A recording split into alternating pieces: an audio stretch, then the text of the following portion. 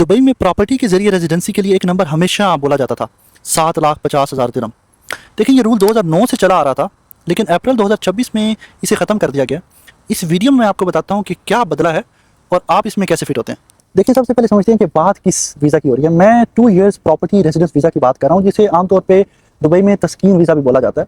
पहले रूल बड़ा सिंपल था कि जो प्रॉपर्टी आप बाय कर रहे हैं उसकी वैल्यू 7,50,000 दिरहम से कम है तो आप एलिजिबल नहीं है, मतलब प्रॉपर्टी की वैल्यू इससे ऊपर होनी चाहिए। अब भी इसको सिंपल कर दिया गया।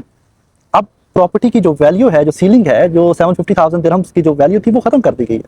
इसका मतलब ये है कि अब अगर आप कोई स्टूडियो अपार्टमेंट भी बाय करते हैं, 1 बेडरूम अपार्टमेंट भी बाय करते हैं, तो कोई मिनिमम वैल्यू नहीं है, तो आप एलिजिबल हो जाते हैं इस 2 इयर्स प्रॉपर्टी वीज़ा के लिए, अगर आप सोल ओनर हैं। सिर्फ 2 शर्तें हैं। नंबर 1 कि जो प्रॉपर्टी आप परचेज कर रहे हैं वो कंप्लीट होनी चाहिए, और नंबर 2 वो DLD में, दुबई लैंड डिपार्टमेंट में रजिस्टर्ड होनी चाहिए। और अब एक बात समझिए जो ज़्यादातर लोग मिस कर रहे हैं। देखिए अगर आप इंडिविजुअल ओनर हैं, सोल ओनर हैं, तो प्रॉपर्टी की वैल्यू की जो थ्रेशोल्ड है वो 750,000 दिरहम्स वो नहीं है, कोई मिनिमम वैल्यू नहीं है। आप कोई भी किसी भी वैल्यू की प्रॉपर्टी परचेज कर सकते हैं। लेकिन अगर आप जॉइंट ओनरशिप में, फॉर एग्जांपल मियाँ बीवी मिल के प्रॉपर्टी ले रहे हैं, तो फिर इंडिविजुअली उसकी वैल्यू 400,000 दिरहम से ऊपर की होनी चाहिए। तो अगर आप जॉइंट ओनरशिप में ले रहे हैं तो फॉर एग्जांपल मिनिमम जो प्रॉपर्टी की वैल्यू है वो 8 लाख दिरहम से ऊपर होनी चाहिए। पहले ये जो थ्रेशोल्ड था वो इंडिविजुअल के लिए भी 7.5 लाख दिरहम था, लेकिन अब इंडिविजुअल के लिए वो 4 लाख दिरहम कर दिया गया अगर आप जॉइंटली ओन प्रॉपर्टी ले रहे हैं तो। बहुत से लोग इसमें समझ रहे हैं कि गोल्डन वीज़ा जो है उसमें भी चेंजेस आए हैं। देखिए इसको गोल्डन वीज़ा के साथ कंफ्यूज ना करें। गोल्डन वीज़ा की जो शर्त है, जो प्रॉपर्टी की वैल्यू है मिनिमम, वो 2 मिलियन दिरहम ही है। पहले भी इतनी थी, अभी भी इतनी है। हाँ, उसकी जो अपफ्रंट पेमेंट की जो शर्त थी वो फरवरी 2026 में वो ख़त्म कर दी गई है, लेकिन प्रॉपर्टी की वैल्यू अभी भी 2 मिलियन ही है। और जो 5 साल वाला रिटायरी वीज़ा था जिसमें 55 ईयर्स अबव के लोग अप्लाई कर सकते थे, उसमें जो प्रॉपर्टी की वैल्यू है वो 1 मिलियन दिरहम या फिर उसके ऊपर की होनी चाहिए। तो ये 3 डिफरेंट किस्म के वीज़ाज़ हैं और 3 डिफरेंट किस्म के लोगों के ऊपर अप्लाई होता है, तो इनको आपस में मिक्स ना करें। और अब एक ज़रूरी बात जो कोई भी real estate agent, property agent आपको नहीं बताएगा। देखिए ये जो खबर मैं आपको दे रहा हूँ ये DLD के क्यू प्लेटफॉर्म पे एज अ गाइडेंस पब्लिश हुई है। इसके लिए कोई ऑफिशियल प्रेस रिलीज़ नहीं आई, ऑफिशियल गैजेट नहीं आया DLD की तरफ से। इसका मतलब ये नहीं कि खबर झूठी है। देखिए बड़ी बड़ी जो रियल एस्टेट फर्म्स हैं वो ऑलरेडी इसके अकॉर्डिंगली अपने क्लाइंट्स को गाइड कर चुकी हैं और कर रही हैं, और एप्लीकेशन इसके अकॉर्डिंगली प्रोसेस कर रही हैं। अच्छी खबर है, लेकिन अच्छी खबर को भी वेरीफाई करना चाहिए। तो आई विल सजेस्ट कि जब आप अपनी रियल एस्टेट की एप्लीकेशन या ये प्रॉपर्टी के जरिए रेजिडेंसी लेने लगें तो अपने रियल एस्टेट ब्रोकर से एक दफ़ा रिटर्न में कन्फर्मेशन ले लें कि क्या ये आपके ऊपर एप्लीकेबल होगा या नहीं। तो ऐसे ही किसी की वीडियो पे रिलाय मत करें, बेशक वो मेरी ही क्यों वीडियो ना हो। तो ट्रांजैक्शन में एंटर होने से पहले एक दफ़ा रिटर्न कन्फर्मेशन ज़रूर ले लें।